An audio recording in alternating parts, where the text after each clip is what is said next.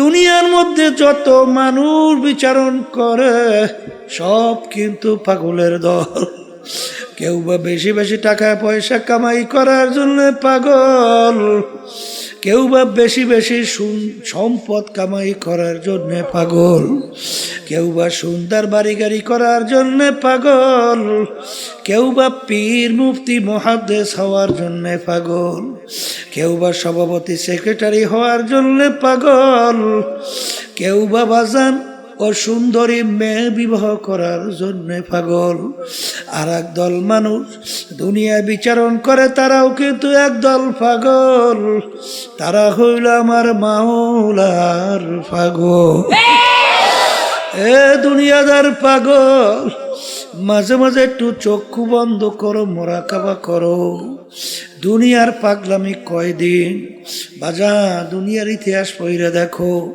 ফেরাউন মাওলার সঙ্গে চ্যালেঞ্জ করলো, বাজান চ্যালেঞ্জ কইরা খোদাই পর্যন্ত নাউজুবিল্লাহ দাবি করলো। বাজান আমার মালিক ওকে দুনিয়ার ভিতরে এত আল্লাহু আকবার আরামে রাখছিল। ইতিহাসে দেখা যায় 750 বছরের মধ্যে ওই ফেরাউনের একদিন একটু সর্দি জ্বর হয় নাই, এত আরামে আমার মালিক ওকে দুনিয়ার ভিতরে রাখলো। ফেরাউনের বাড়ির দরজায় ইতিহাসের ভিতরে দেখা যায় এমন একটা গাছ ছিল, যে কোনো রোগের নিয়াত কইরা খাওয়ার সঙ্গে সঙ্গে সমস্ত রোগ ভালো হইয়া যাইত। নীল দরিয়ার পানি ফেরাউনের কথায় আসা যাওয়া করত, ভাটা জোয়ার হইতো। এত আরামে আমার মালিক ওকে দুনিয়ার ভিতরে রাখছিল। কিন্তু যখন ওর হায়াতের বেড়া শেষ, আমার মালিক ওকে নীল নদীর ভিতরে ফালাইয়া চুবাইয়া চুবাইয়া তারপর আমার মালিক ওকে মারছে। ফেরাউনের কোনো পাত্তাও ক্ষমতাও দেখা যায় না। সাদ্দাত মাওলার সঙ্গে চ্যালেঞ্জ করিয়া দুনিয়া ওর বেহেশত তৈরি করলো, কই সাদ্দাতের পাত্তাও নাই। নমরুদ মাওলার সঙ্গে চ্যালেঞ্জ করলো, তার খলিল ইব্রাহিমকে আগুনের ভিতরে ফেলাইলো, ঠ্যাং ভাঙ্গা মশা মাথার ভিতরে ঢুকাইয়া মাজান মাস্তক পাছার পাছার পিডাইয়া শেষা পাছা কইরা মারলো। ওই বাজান বাজান নমরুদের কোনো পাত্তা পাওয়া যায় না। এ বাংলাদেশের মানুষ, বাংলাদেশের ইতিহাস তালাশ করলে দেখবা এই বাংলাদেশের অনেক দুনিয়ামুখী নেতা, তাদের হুঙ্কার মনে হয় বাংলার জমি থর থর করে কাঁপত। বাজান কোন আজকে যাই দেখো হাইকোর্টের মাজারের ভিতরে পইরা আছে একজন দিনদার আল্লাহওয়ালা নামাজি মানুষ, ওদের কবরের কাছে দিয়ে একটু সালামও দেয় না, বরঞ্চ বলছে বলে শয়তানটা মরছে ভালো হয়েছে। জোরে বলেন কথা ঠিক না বেঠে? এ দুনিয়াদার পাগল আমার বাবারা, হে পর্দার আড়ালের মা বোনেরা, কোন দুনিয়ার পিছনে পড়ছ? একটু মাঝে মাঝে দুনিয়া নিয়ে একটু চিন্তা করো। হাকিকত সে তো দুনিয়া বেখবর হ্যায়, দুনিয়া কি নুমাইশ পর নজর হ্যায়। বাজান আল্লাহ রসুল সাল্লাল্লাহু আলাইহি ওয়াসাল্লাম দুনিয়া এবং দুনিয়ার ক্ষমতা, দুনিয়ার সম্মান, দুনিয়ার যত সম্পদ, এই ব্যাপারে আল্লাহর হাবিব বলেন আর দুনিয়া জিফাতুন ওয়া তালিবুহা কিলা, দুনিয়াটা হলো একটা মরগের মতো। এ বুদ্ধিমান আমার বাবারা, এ পর্দার আড়ালের মা বোনেরা, বাজান একটা মরগের কি মূল্য আছে? কোনো মূল্য তো নাই, বরঞ্চ ফালাইয়া দেওয়ার জন্য ব্যস্ত। আল্লাহর হাবিব বলেন দুনিয়া এবং দুনিয়ার ভিতরে যত সম্পদ, আল্লাহর হাবিব বলেন একটা মরগের মতো, এর পিছনে যারা পড়বে আখিরাতের স্থায়ী জিন্দেগি ধ্বংস করবে। আল্লাহর হাবিব সাল্লাল্লাহু আলাইহি ওয়াসাল্লাম বলেন ওইগুলা হইল কুকুরের দল। এই জন্য বাগান সাহাবায়ে কেরামদের ইতিহাস পড়লে দেখবেন, আল্লাহর হাবিব সাল্লাল্লাহু আলাইহি ওয়াসাল্লাম ইতিহাস পড়লে দেখবেন, কাফেরেরা যখন দেখলো আরে আল্লাহর হাবিব সাল্লাল্লাহু আলাইহি ওয়াসাল্লাম কোনো ক্রমই তাদের অন্যায়ের প্রতিবাদে চুপ থাকে না, বরঞ্চ বিভিন্ন কায়দার লোক সব তার কাছে জড়ো হয়। কাফেররা একত্রিত হইয়া পরামর্শ কইরা আল্লাহর হাবিবের কাছে 3টা প্রস্তাব নিয়ে গেল। 1 নম্বর প্রশ্ন, মুহাম্মদ সাল্লাল্লাহু আলাইহি ওয়াসাল্লাম, তুমি এক আল্লাহর উপরে ঈমান আনার দাওয়াত দাও, এতে আমাদের জন্য কোনো সমস্যা নাই। বর্তমানেও কিন্তু দেখবেন এক শ্রেণী ইহুদি নাসারা খ্রিস্টান, ওরা কিন্তু আপনার ধর্মকর্ম পালন করার কোনো সমস্যা নাই, কিন্তু রাষ্ট্রীয় ব্যাপারে নজর রাখলে চোখ ঘুরতে উঠাইয়া দেয়। জোরে বলেন কথা ঠিক না বেঠিক? কারণ আজীবন তোমরা গোলাম থাকবা, কেন তোমরা আবার রাজাগিরি করতে যাবা? এই জন্য বাজানদেরকে বলবো, তুমি ওই যে কথা অন্যায় প্রতিবাদ যদি না করো, তাতে কিন্তু দেখবা বিজাতির ওই বিভিন্ন দুনিয়ামুখী রাজনীতি দল দেখবা তোমাকে হাদিয়া দেবে, সম্মান করবে, কিন্তু যখন ওদের অন্যায়ের প্রতিবাদে কথা বলবা, তখন শুধু হাদিয়া তো দূরের কথা, সুযোগ পাইলে মাইরাও পালায়। জোরে বলেন কথা ঠিক যাবে ঠিক? যখন নাকি বলল মুহাম্মদ তুমি এক আল্লাহর উপরে ঈমান আনার দাওয়াত দাও, এই জন্য আমাদের কোনো সমস্যা নাই, কিন্তু একটা শর্ত, আমাদের কার্যক্রমের বিরুদ্ধে তুমি কিছু বলবা না। যদি এইটা করতে পারো, আমরা সিদ্ধান্ত নিয়ে আসি তোমাকে 3টা পুরস্কার দেব। 1 নম্বর পুরস্কার, অর্থাৎ তোমাকে আমরা আরবের ভিতরে সবচেয়ে বড় ধনী বানায়া দেব, আরবের ভিতরে সবচেয়ে সম্পদশালী বানায়া দেব। আবার শর্ত হইল দাওয়াত দাও, কোনো সমস্যা নাই, আমাদের অন্যায়ের প্রতিবাদে, আমাদের কার্যক্রমের প্রতিবাদে কিছু বলবা না। এতটুকু যদি মানতে পারো, তোমাকে আরবের বড় ধনী বানায়া দেব। 2 নম্বর প্রস্তাব, তোমাকে আমরা আরবের রাজা বানায়া দেব। অর্থাৎ আজকে একটু মেম্বার চেয়ারম্যান হওয়ার জন্য, এমপি হওয়ার জন্য কতবার যে ইমান বিক্রি করে, কিন্তু আল্লাহর হাবিবকে প্রস্তাব দিল তোমাকে আমরা আরবের নেতা বানায়া দেব। 3 নম্বর প্রশ্ন, আরবের সবচেয়ে সুন্দরী মেয়েটা তোমার জন্য বিবাহের ব্যবস্থা করব। এক শর্ত হলো এক আল্লাহর উপরে ঈমান আনার দাওয়াত দাও, এই জন্য আমাদের কোনো সমস্যা নাই, কিন্তু আমাদের কার্যক্রমের বিরুদ্ধে তুমি কিছু বলবা না। এতটুকু যদি মানতে পারো, এই 3 প্রস্তাব, আল্লাহ রাসূল সাল্লাল্লাহু আলাইহি ওয়াসাল্লাম এই প্রস্তাব মানছে। মানে তো নাই, বরঞ্চ বলে কাফেররা শোন, তোরা আমাকে আরবের নেতা বানাবি, ধনী বানাবি, সুন্দরী মেয়ে বিবাহ দিবি, কিন্তু সৈন্যরা তোরা যদি আসমান থেকে সূর্য এক হাতে, আসমান থেকে চন্দ্র আইনে আমার আর এক হাতে দিতে পারো, তারপর আমি এক আল্লাহর উপরে ঈমান আনার দাওয়াত এবং তোদের অন্যায়ের প্রতিবাদে আমি বলতেই থাকবো। এক পর্যায়ে আল্লাহর হাবিব সাল্লাল্লাহু আলাইহি ওয়াসাল্লাম তার জন্মভূমি মক্কায় থাকতে পারে নাই। বাজান, মক্কা শরীফ সাইরা হিজরত করে মদিনায় যায়, আর তার জন্মভূমির মায়ায় বাজান ফিরা ফিরা চায়।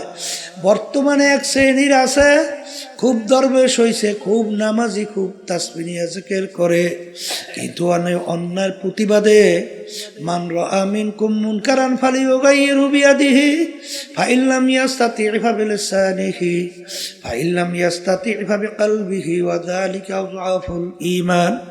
আল্লাহ নবী সাল্লাল্লাহু আলাইহি ওয়াসাল্লাম বলেন, অন্যায়ের প্রতিবাদে তোমার যদি শক্তি থাকে, অন্যায়কে হাত দিয়ে ফিরাইয়া দাও।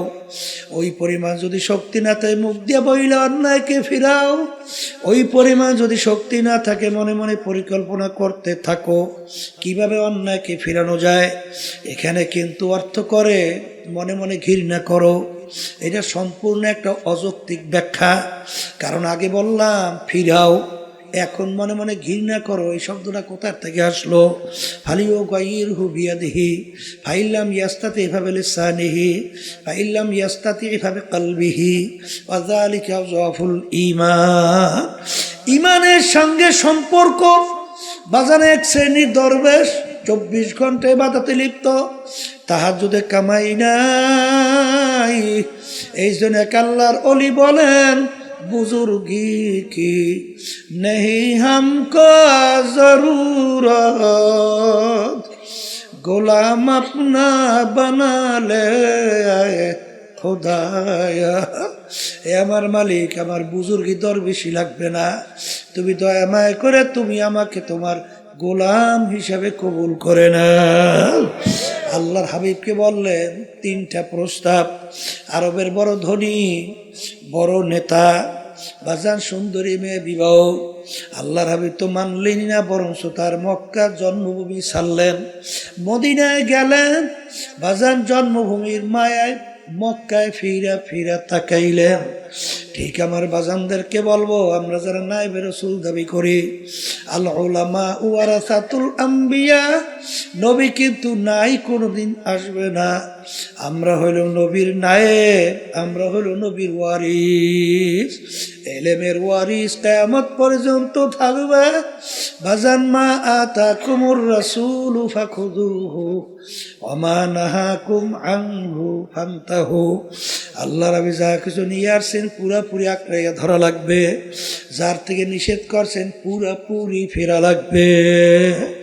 এই জন্য আমার ভাইদেরকে বলবো, আল্লাহর হাবিব সাল্লাল্লাহু আলাইহি ওয়াসাল্লামের মৌলিক চারটা কাজ ছিল। যারা বলেন কয়টা? এক নম্বর মুখস্থ করেন দাওয়াত, দুই নম্বর মুখস্থ করেন তালিম, তিন নম্বর মুখস্থ করেন তাজকিয়া নফস, চার নম্বরে জিহাদ। বাজান দাওয়াতও লাগবে, তালিমও লাগবে, তাজকিয়া নফসও লাগবে, জিহাদও লাগবে। দিন কিন্তু পরিপূর্ণ, বাড়তি কমতি আর কোনো দিক নাই, আর আসবেও না, পরিবর্তনও হবে না। আমার আব্বাজান রহমাতুল্লাহ আলাইহি চরমনায় জমিনে ঘুমায় আছেন। আমার আব্বাজান বলতেন, বাজান রে, আমার মালিক বলছেন, ওয়ালা তামুতুন্না ইল্লা ওয়া আনতুম মুসলিমুন, খবরদার তোমরা মুসলমান না হইয়া কেউ মরিও না। মুসলমান কাকে বলে? বুয়াদ গরদান নেহাদান এনানে খোদ বাদাস্তে খাজাদাদা। ঘোড়ার মুখে যখন লাগাম লাগায়, লাগাম লাগাইয়া যখন লাগাম সাওয়ারি হাতে ছাড়ে, ঘোড়ার নিজের ব্যক্তিগত বুদ্ধি চালাকি আর চলবে না। সাওয়ারি যেভাবে চালায় ওইভাবে চলার নামই হলো লাগাম লাগানো। এ কবরের যাত্রীরা, হে পর্দার আড়ালের মা বোনেরা, আমরা মুসলমান কালিমা পড়ছি লা ইলাহা ইল্লাল্লাহু মুহাম্মাদুর রাসূলুল্লাহ, লা মাতলুবা ইল্লাল্লাহ, লা মাহবুবা ইল্লাল্লাহ, লা মাশুকা ইল্লাল্লাহ, লা ইলাহা ইল্লাল্লাহু মুহাম্মাদুর রাসূলুল্লাহ। हर तमन्ना दिल से रुखसत हो गई, हर तमन्ना दिल से रुखसत हो गई, अब तो आजा अब तो खिलवत आ गई।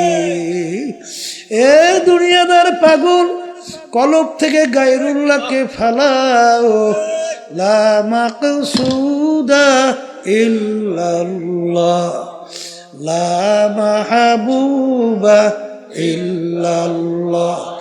লা বইলা যখন ডান দিকে মাথা ঘুরাও, বাজান আল্লাহু আকবার। কারি ইব্রাহিম সাহেব রহমাতুল্লাহ আলাইহি তিনি বলতেন, বাজান যখন লা বইলা মাথা ডানে ঘুরাও, তখন খেয়াল করো কলব থেকে সমস্ত গায়রুল্লাহকে গায়রুল্লাহকে ফালাইয়া দিতেছি।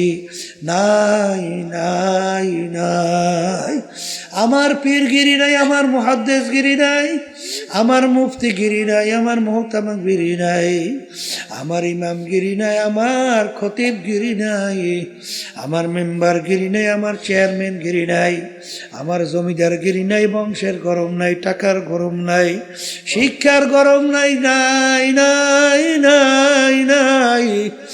আল্লাহ বাদে কেহ মাবুদ নাই। तमन्ना दिल से रुखसत हो गई अब तो अब तो खिलवत आ गई फसाओ फतारा इदिन कशफल गुबारो अफरसुल तहतर जुल काम हमारो ए दुनियादार पागल আমার বাবারা আজকে চক্ষু খোলা দুনিয়া আমি পরিচয় দে আমি কি কেউ পরিচয় দে আমি চেয়ারম্যান আমি মেম্বার আমি এমপি মিনিস্টার আমি অমুক তমুক সমুক আমি টাকার ক্ষম আমি অমুক অমুক আরে আমি অমুক বংশের আমি মাতুব্বার আমি সর্দার আমি অমুক এই পরিচয় কয়দিন দুনিয়াতে চলবে যে কয়দিন চক্ষু দুইটা দুনিয়ায় খোলা থাকবে সেই কয়দিন পরিচয় চলবে যেদিন তোমার বাড়ির পাশের মসজিদের মাইকে ঘোষণা হইতে থাকবে বাড়িওয়ালা নাই রে বাড়ি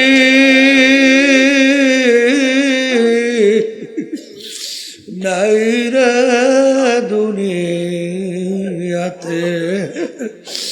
আল্লাহু আল্লাহ এখন তাকাইয়া দেখো কই তোমার টাকার গরম কই তোমার ক্ষমতার গরম কই তোমার বংশের গরম তোরা কই নেই যে এই পাশের মাইক দূরের মাইক একরকমের শব্দ রাখতে বলি নাই বারবার দূরের সাথে এত বাড়াও কার হ্যাঁ এত বাড়াস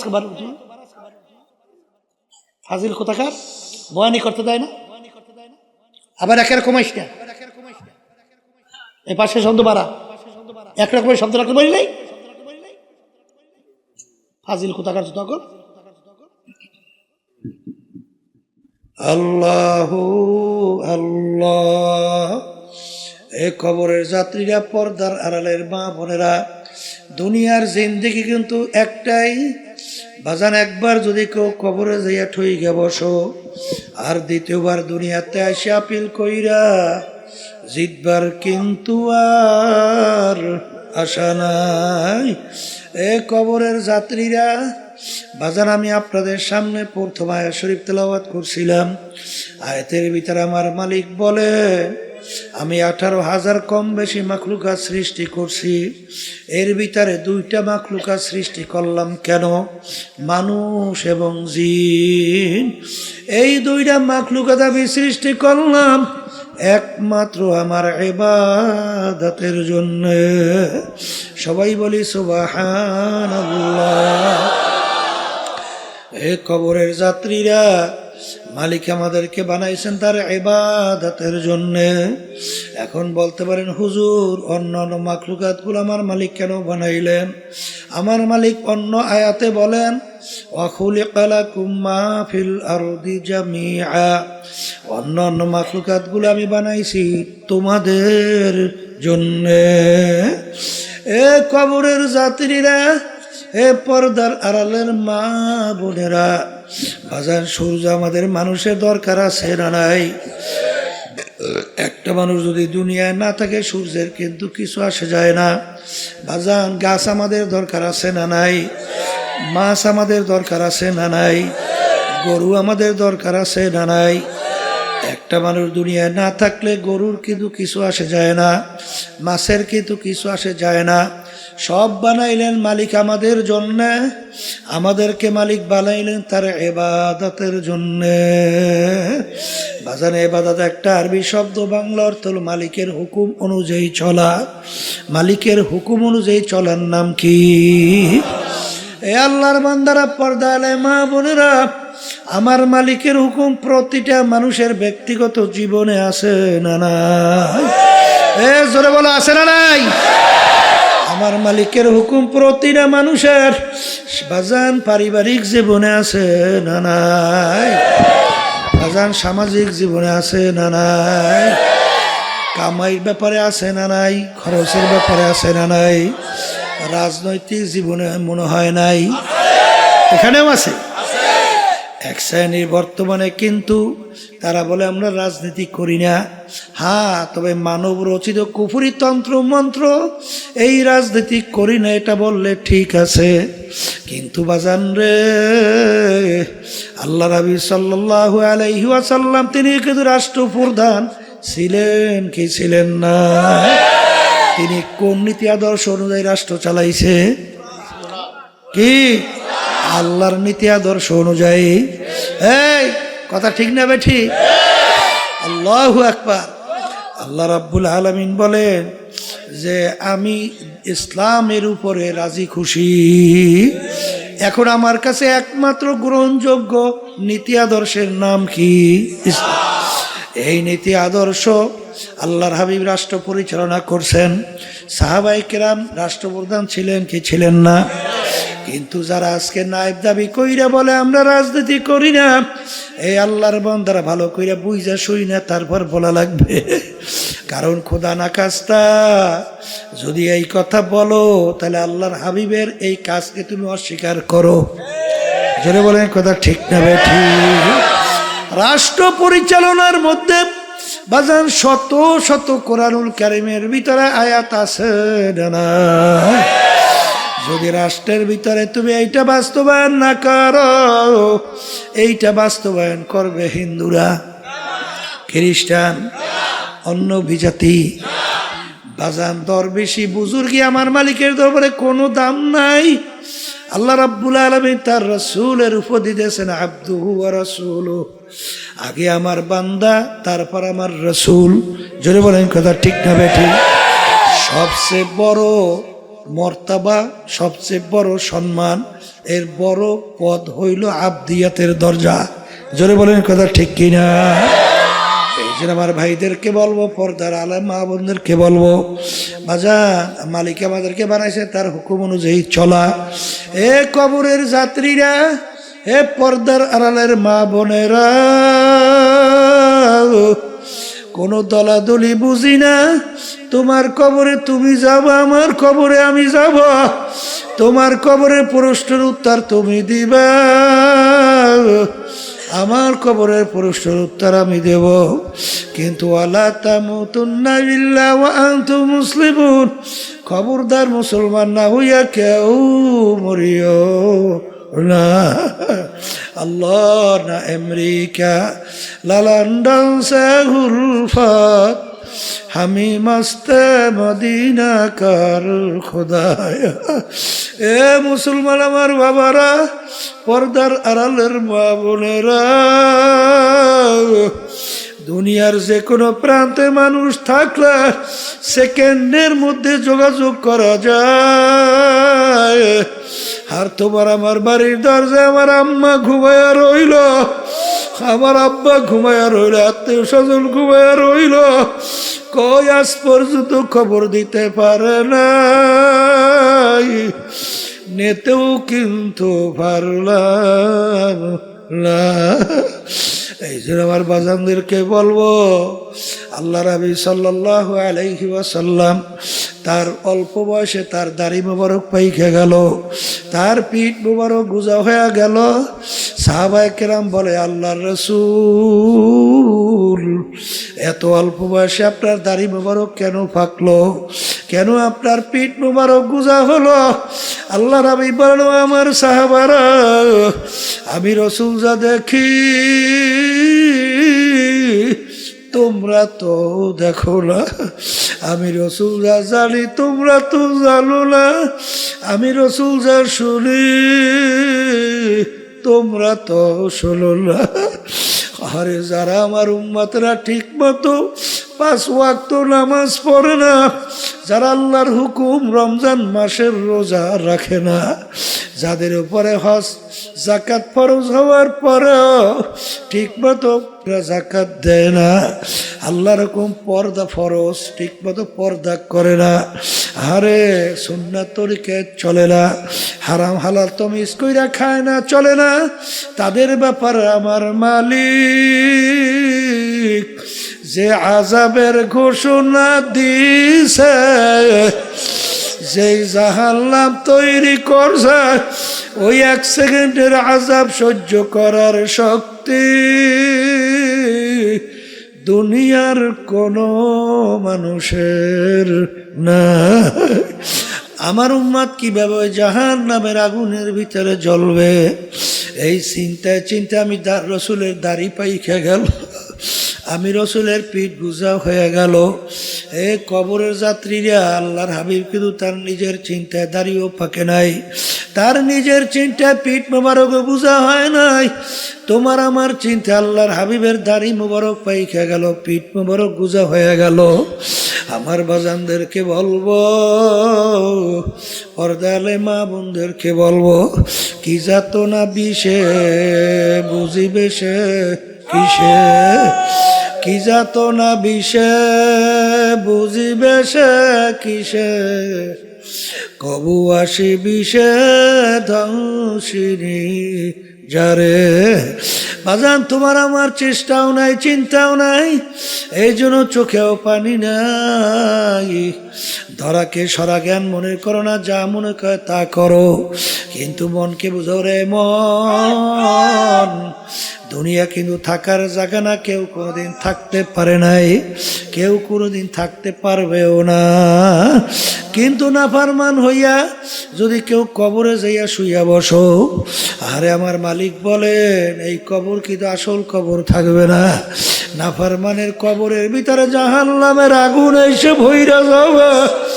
আল্লাহ আপনি আমাকে আমাদের সবাইকে মাফ কইরা দিন। আল্লাহ আল্লাহ তোমার আমার চিন্তাও নাই, চেষ্টাও নাই, এই জন্য চোখের মধ্যেও পানি নাই।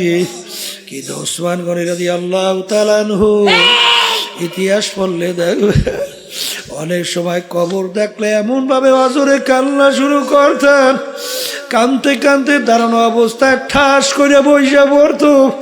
লোকেরা বলে আমির কবর দেখলে এরকম কেন, আমি অস্থির হইয়া। তিনি বলে, ও আমার সাথীরা, আখিরাতের যে কয়টা ঘাটি তার প্রথম নম্বর ঘাটি হইল কবর। এই কবরে যার সঙ্গে ভালো ব্যবহার হবে, সামনের ঘাটিতেও ভালো ব্যবহারের আশা করা যায়। এই জন্য আমি কবর দেখলে সহ্য করতে পারি না। যেই মামলার তদবির নাই, সেই মামলারও কিন্তু খালাস লাই। আল্লাহর নবীর ইতিহাস পড়িয়া দেখো, সাহাবায়ে কেরামদের ইতিহাস পড়িয়া দেখো। বাজান ওমর ফারুক রাদিয়াল্লাহু তাআলা আনহু, মাওলার ভয়, তার আযাব ও গজবের ভয়, কানতে কানতে গাল মুবারকের ভিতরে 2টা কালো দাগ পড়ছিল। লোকেরা বলে আমির ঔষধ লাগান ভালো হবে।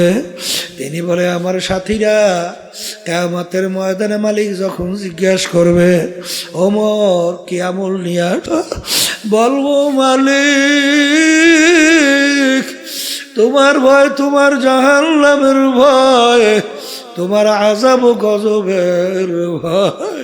কানতে কানতে গালে দাগ পরে নিয়ে আসছি।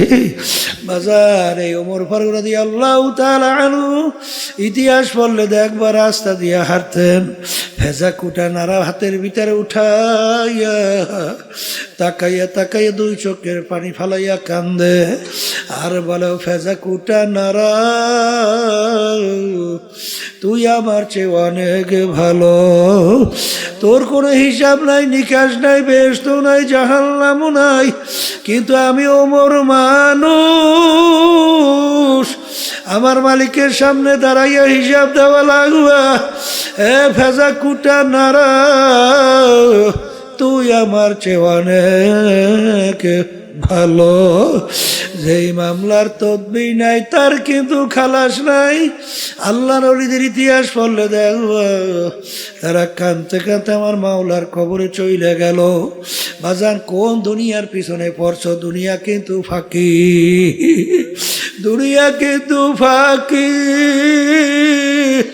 পিছনের দিকে তাকাইয়া দেখো, ল্যাংটা হইয়া দৌড়দৌড়ি করছিলাম, মনে পড়ে কি পড়ে না। ওদিকে এখন আয়নার সামনে যখন চেহারার দিকে তাকাই, দেখি কাঁচা দাড়িগুলো পাইকা সাদা হইয়া গেল, আখারে দাঁতগুলা পইরা বোকরা হইয়া গেল। আরে এখন লাঠি নিয়ে অনেকে ঠ্যাক দিয়ে হাঁটা লাগে। এরকম করতে করতে একদিন ঘোষণা হবে, আরে বাড়িওয়ালার বাড়িতে নাই। এই জন্য আমার বাজানদেরকে বলবো, কিয়ামতের ময়দানে একজন আর একজনকে জিজ্ঞাসা করবে, ভাই কামলা বিছনা, আমরা দুনিয়ার ভিতরে কতদিন ছিলাম? একজনে বলবে লাবিসনা ইয়াওমান আও বাউযা ইয়াউম, একদিন অথবা একদিনের কিছু অংশ আমরা দুনিয়ার মধ্যে মনে হয় ছিলাম। আরে আর একজন বলবে না, আমার তো মনে হয় যারা হিসাব রাখছে তারাই বলতে পারবে। ফাস আলিল আদিন, যারা হিসাব রাখছে তারাই বলতে পারবে। আমার তো মনে হয় ঘরে এক দরজা থেকে ঢুকছি, অন্য দরওয়াজা থেকে বের হইয়া আসছি।